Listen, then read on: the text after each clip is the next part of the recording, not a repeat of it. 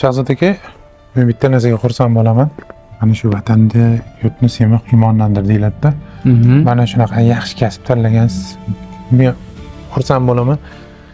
Harbiylarimiz, vatan himoyachilarimizga, gay xodimlariga, ichki ishlar xodimlariga, davlat xavfsizlik xizmatiga hammasiga mana formalarda tikishda, yaxshi formalar qilib berishda to'xtamaysiz.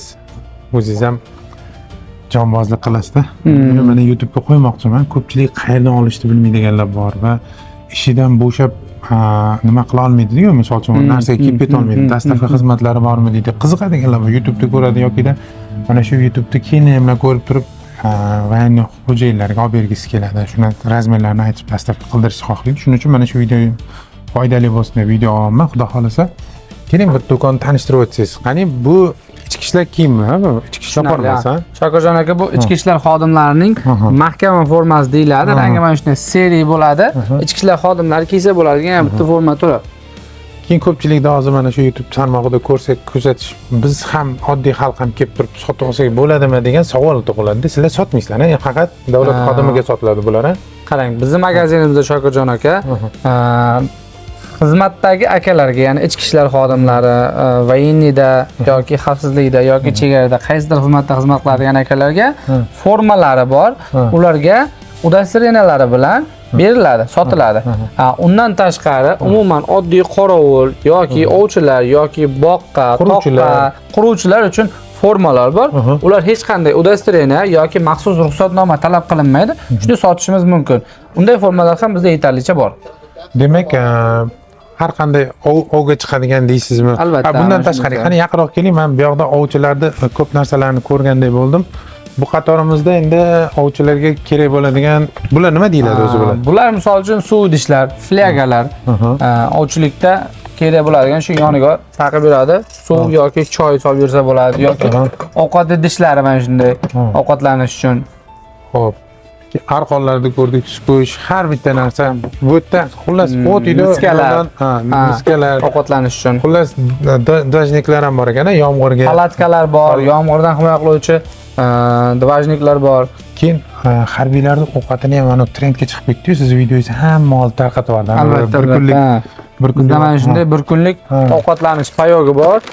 Bu norma bo'yicha, normada mana shu 3 mahal zavtrak, obed, ujin ga yetadigan tushonkasidan tortib nonigacha, daj ichida kerakli quruq choylargacha komplekt jamlangan varianti bu. Bu demak harbiylarga chiqarilgan narsa, lekin ovchilarga ham misol uchun bemalol sotib olsa bo'ladi, xaridga amalga oshirsa bo'ladi, misol. Ovchilarga, shu toqqa dam olgani chiquvchilarga, kimlarga bo'lsa kerak bo'lsa ketib oladi. Quruvchilarga ham zo'r ekanda, albatta. Aniq nimalarga chiqadi? Mashinalarda uzoqlarga ketib qoladi. Shunday. Tayyor komplekt ovqat. Demak, hamma narsa, arqonlarimiz deysizmi, qoshiq, pichoq, hamma misol uchun kerakli bo'ladigan bo'lmaganlargacha olib kelib qo'yilgan ekan. Hozirgi futbol, oyoq kiyimlarning ham keyin yaxshi sifatlilari bor ekanda bu yerda. Hozir misol uchun albatta. Faqat harbiylarimiz buni bemalol olsa kerak. Ham kiysa bo'laveradi. Ham chiroyli, ham sifatli, eng keyin shu yengil. Bemalol grajdanskilarni kiyib ketaveradi.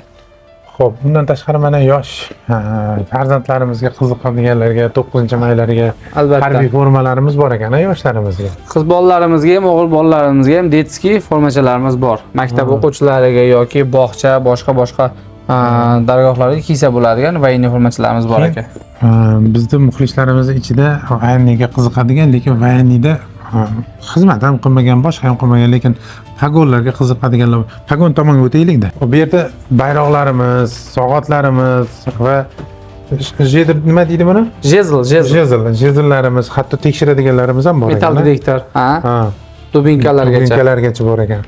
Unvonlar hammasi bor ekanda, demak. Bu yerda medallar, ko'krak nishonlar, znachoklar, Shokirjon aka. Tepada mana aynan shu medallarni egalariga topshirishda chiroyli naborlari bilan birgalikda.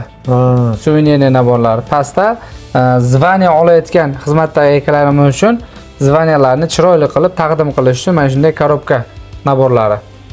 Bundan tashqari mana spetsnazlarga ham nimalarimiz bor, kurashkalarimiz,